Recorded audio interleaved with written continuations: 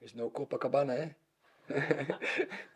And it's- I suppose in what happened midweek, what happened tonight, that's the perfect response to what happened to the defeat against Arsenal.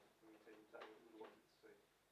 yeah, if you see everything in the perspective of result, yeah, after defeat we bounce back, yeah. But I think with the performance in Arsenal, I was happy. We make mistakes, we have to work on those mistakes, and but now twice we had good performance and two good results, yeah.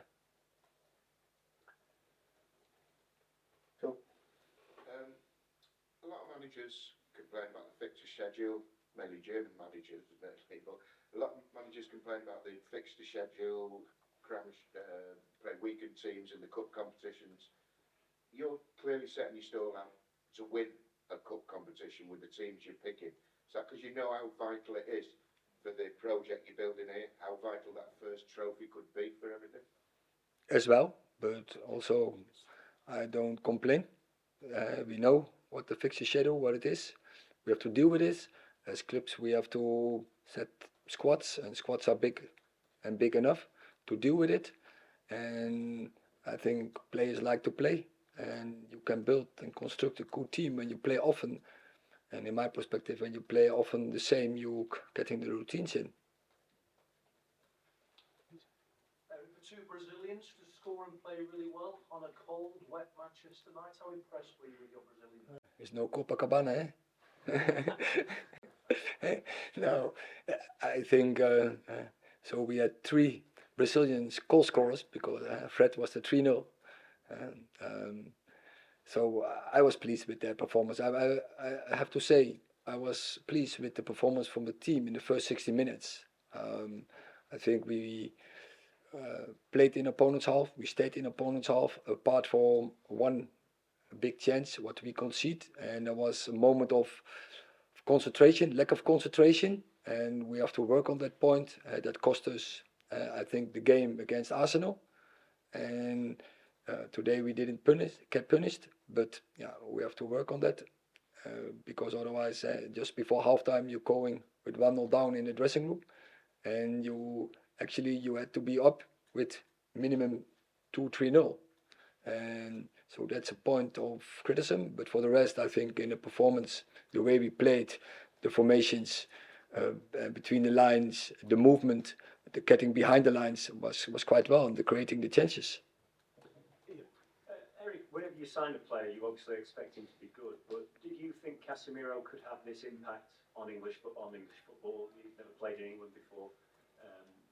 He really seems to be sort of taking the game by taking a stranglehold on the game at the moment. Yeah.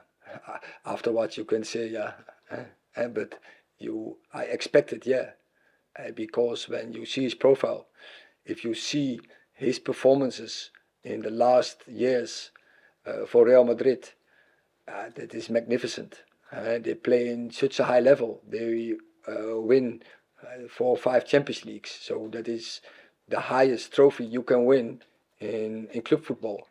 So and he had such a massive impact. And I think the first one who was always in the starting 11 was always Casemiro for every manager at Real Madrid.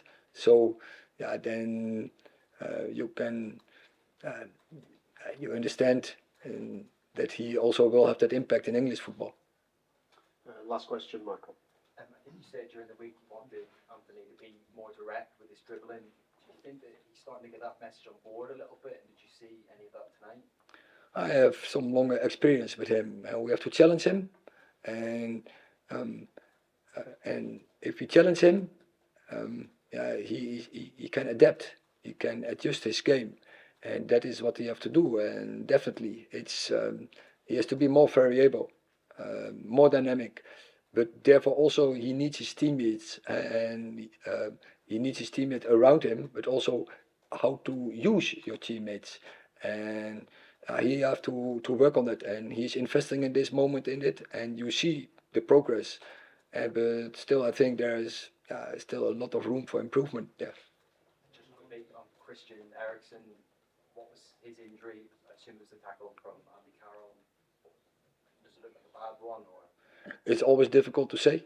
in this moment so short after game finish, but it's an ankle, and we have to see what is the diagnosis. So it cost us minimum 24 hours before we know that, and then I can say more.